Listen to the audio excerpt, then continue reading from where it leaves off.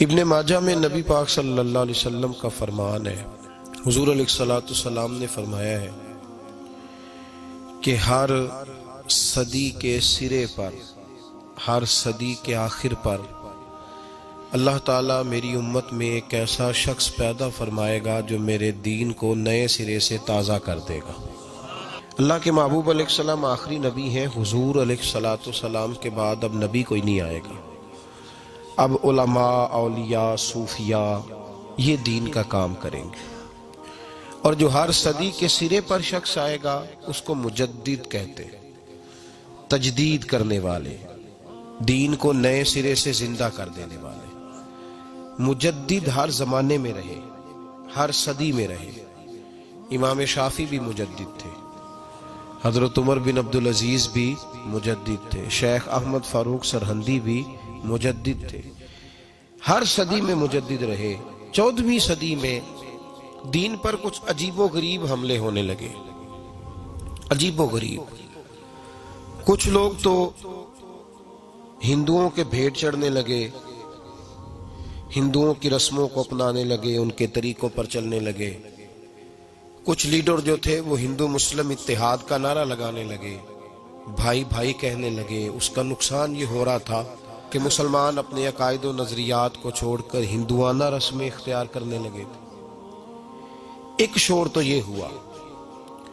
کچھ لوگ ایسے پیدا ہوئے جن لوگوں نے توحید کی آڑ لے کر نبی پاک صلی اللہ علیہ وسلم کی ذات کے بارے میں عجیب و غریب جملے کہنے شروع کر دیے، عجیب و غریب، اور نظریات غالب آنے لگے۔ کسی نے کہنا شروع کر دیا کہ حضور کا خیال آ جائے تو نماز ٹوٹ جاتی ہے، گدھے بیل کا آ جائے تو نہیں ٹوٹتی۔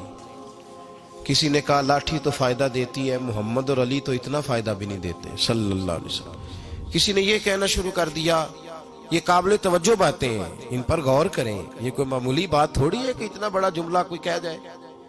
ایک شخص نے یہاں تک لکھ دیا کہ جیسا علم حضور کو ایسا تو جانوروں، پاگلوں سب کو حاصل ہے۔ اس حد تک لوگ چلے گئے، اس حد تک۔ اور میں بڑی معذرت کے ساتھ، میری درد مندانہ اپیل ہے، میری گزارش ہے ان لوگوں سے جو بعض اوقات وکالت کرتے ہیں ایسے جملوں کی، نہیں یہ مطلب ہے، یہ نہیں یہ مطلب ہے، تو بھائی اللہ نے قرآن پاک میں تو کہا یا ایھا الذین آمنوا لا تقولوا رائنا وقولوا انظرنا۔ کہا ہے میرے محبوب کے غلاموں، اے ایمان والو، جس لفظ کی وجہ سے میرے نبی کی بے ادبی کا شائبہ پیدا ہو سکتا ہے، شک ہو سکتا ہے کہ اس لفظ کی وجہ سے بے ادبی ہو، تم وہ لفظ بولنا ہی چھوڑ دو۔ اتنی تعظیم سکھائی اللہ تعالیٰ نے۔ لوگوں نے اس طرح کے جملے کہنا شروع کر دیے۔ اب بڑا مشکل ہوتا ہے میدان میں نکل کے کسی کو لتاڑنا، اس کو روکنا، بڑا مشکل ہوتا ہے۔ کسی نے کہا حضور کے بعد بھی نبی آ جائے تو ختم نبوت میں فرق نہیں پڑتا۔ لوگوں نے اس طرح کے جملے کہنے شروع کر دیا۔ ایک ہندو مسلم اتحاد کا نعرہ، ایک مسلمانوں کا ہندوؤں کے ساتھ گٹھ جوڑ لیڈروں کی وجہ سے بے شمار برائیاں ہندوستان میں پھیلنے لگی۔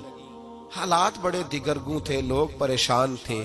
یکا یک بریلی کی دھرتی سے ایک شخص بولا، بریلی کی دھرتی سے ایک شخص بولا جنہوں نے علم تھاما، جنہوں نے سب سے پہلے تو ان لوگوں کو کہا جو ہندو مسلم اتحاد کا نعرہ لگاتے تھے، فرمایا نا، مسلمان رسول اللہ والے ہیں، یہ رسم اپنائیں گے تو وہ والی جو ان کے نبی نے انہیں حکم دیا ہے۔ ہر اس رسم سے منع کر دیا، یہاں تک کہ فاضل بریلوی علیہ رحمہ کا یہ فتویٰ موجود ہے ان کی کتابوں میں۔ کسی نے کہا حضور ہم ہندوؤں کے طریقے پہ نہیں چلتے، ہم ان کی کوئی شے نہیں اپنائیں گے، صرف یہ بتا دیں کہ ان کی مجلس میں، محفل میں، ان کے میلے میں جانا جائز ہے۔ آپ نے فرمایا تم رسول پاک کا کلمہ پڑھنے والے ہو، تمہیں وہاں قدم رکھنے کی بھی اجازت نہیں۔ عشق رسول کی علامت بن گئے فاضل بریلوی۔ 1876 میں پیدا ہوئے، 1921 میں وصال فرمایا۔ 4 سال کی عمر تھی جب استاد کے پاس لے گئے، استاد کے پاس، اور استاد نے سبق شروع کرایا۔ 6 سال کی عمر تھی جب فاضل بریلوی نے پہلی دفعہ ممبر پہ بیٹھ کے نبی پاک کا میلاد پاک بیان فرمایا۔ 13 سال میں اعلیٰ حضرت نے سارے علوم پڑھ لیے تھے، اور روایتوں میں اختلاف ہے لیکن آپ کی عمر پوری 20 سال نہیں تھی، پوری 20 نہیں ہوئی تھی. جب اعلیٰ حضرت فاضل بریلوی رحمۃ اللہ تعالی علیہ کے پاس ایک درویش آئے تو کہنے لگے آپ کا حصہ ہے، ظاہری علم تو حاصل ہو گیا پر باطن کے نور کی بھی بڑی ضرورت ہے. آپ کو اور آپ کے والد گرامی کو مارہرہ شریف لے گئے. وہاں ایک سید بزرگ تھے، سید آل رسول مارہ روی. 21 سال مجاہدے کراتے تھے، پھر کسی کو خلافت دیتے تھے. فاضل بریلوی کی عمر پوری 20 سال نہیں تھی. جن میں کچھ ہوتا ہے ان میں شروع سے بڑا کچھ ہوتا ہے. جن میں کچھ ہے ہوتی ہے نا ان میں اس کا بچپن بھی بتاتا ہے کہ اس کا جوبن کس طرح کا ہوگا. اس کی جوانی کا نور بتاتا ہے کہ اگر سیاہ بالوں میں اس کا چہرہ اتنا چمکتا ہے تو سفید ہوں گے تو کتنا نور برسے گا. جوبن بتاتے ہیں، جوبن کیفیات بتاتی ہیں.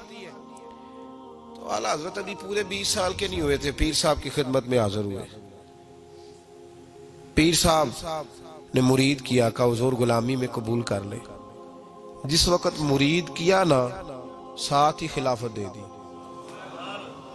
پہلے دن. چلو خلافت 20 سال سے کم عمر جس آدمی کو آپ اندازہ کریں پورے بال نہیں آتے، خلافت دے دی. تو جو دائیں بائیں لوگ رہتے تھے کہنے لگے حضور ہمیں 13 سال ہو گئے، 22 سال ہو گئے، ہمارا بھی کچھ سوچے. ان کو آتے ہی آپ کا تو یہ طریقہ ہی نہیں. یہاں تو لوگ بڑی مشقت کے بعد.